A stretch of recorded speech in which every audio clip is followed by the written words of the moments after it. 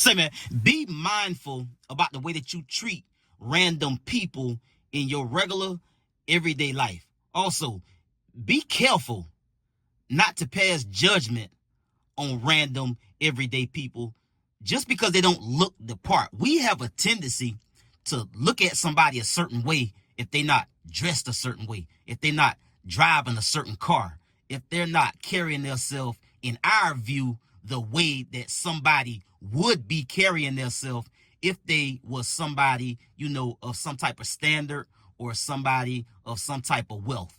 That always gets blown up.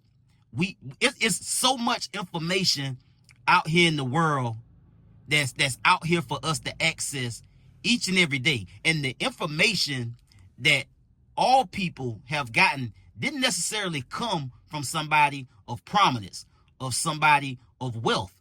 It came from, sometimes it comes from strange people in strange places. Let's get to the content.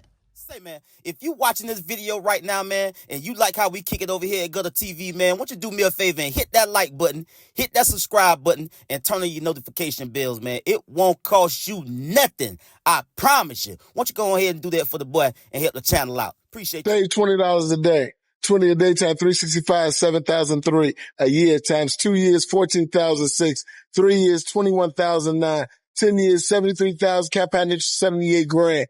Say 20 a day and you always keep broke away. The reason why people don't have money is not how much money you get paid. It's how much money you save. I know people who work McDonald's minimum wage and they make more money than people make $40 an hour because they understand where they at. So they save trying to get higher.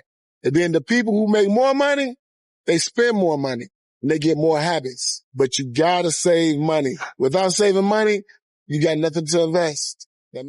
Now, this financial information came from a gentleman just sitting out on the curb, just minding his business. Just a random, everyday guy. He's not well groomed. He's not flashy. He's not driving a fancy car. And I brought this content to you all because I wanted to make a point. It's information everywhere. Valuable, free information everywhere that you got access to. The problem is people are not taking the information seriously, number one. And number two, they're just not applying the information because they heard it or got it from somebody that doesn't look the part. And people that, quote, look the part, people will pay for somebody that looked the part to give them the same information for a fee when you could have got it and used it, applied it, and help yourself financially. But the person that you got the information from just didn't look the part. And we got to get out of that, people. We want to pick and choose who and where we get our information from. You dig what I'm saying? If it's valuable information, it should be applied. You shouldn't have to see somebody on YouTube or see somebody on Instagram selling you a course to tell you what somebody can potentially tell you just on a random Tuesday. Just on a random day while you just minding your business. Because number one, it starts with giving each and everybody that you come in contact with respect and just, some courtesy. God doesn't put anybody in our path for no reason at all. And when you understand that, you understand how to move and how to navigate and how to treat people. Because somebody out here somewhere that doesn't look the part can very well have the keys to unlock the very thing that you out here chasing in your life. But you blocked your own blessing because the person that had the keys didn't look the part. Now, the financial information, again, the information tracks. The gentleman said saving $20, 4 $5 bills, 2 $10 bills, just clutching $20 a day for a year can save you a bag of $7,300. In 2 years, if you wash, rinse, repeat that same logic, it'll be $14,600. In 3 years, $2,100, $600, almost $22,000 in 3 years. And then in 10 years, it grows to $73,000 and some change. So if whatever you're doing in your life to save money, or if you're serious about elevating your financial status, if you don't see yourself saving at least $20,000 in 3 years, you might want to apply this to your life and to your finances.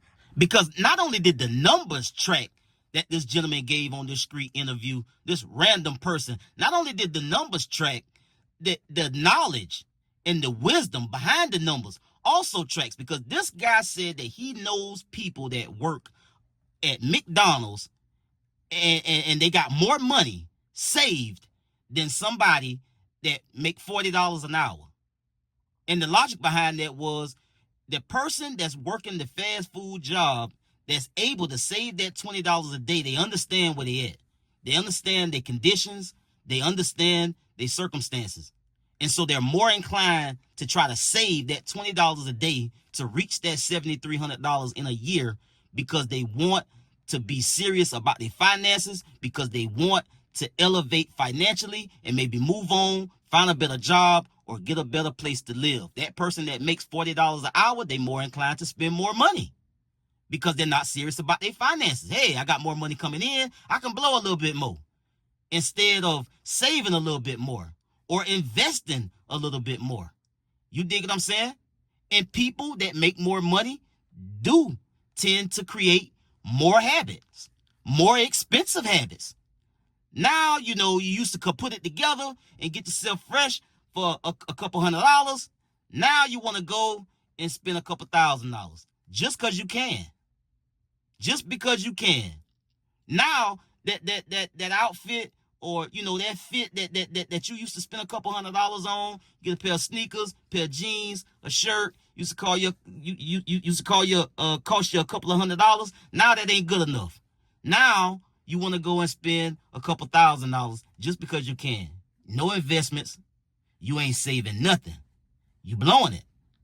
So that person that's working that fast food job, they gonna run circles around you sooner or later. They gonna run circles around you sooner or later because they understand how to save money, and they're serious about saving their money. They're not trying to live beyond their means. They're trying to live within their means. The person that's making a little bit more money tend to live beyond their means. They want to live in a more expensive place. They want to spend more money on clothing. They want to eat out more. They want to go get a car that they can barely afford because they make more money. All not smart financial decisions. But the person that will reach financial success or financial freedom will be the person that works at the McDonald's, and not the person that makes the $40 an hour working somewhere else. Simply because he understands financial literacy a little bit better than the person that's making more money. You understand me? So I just wanted to bring this to you all to give you something to think about. You understand me? I'll get at y'all on the next one. Y'all be smooth. I'm out.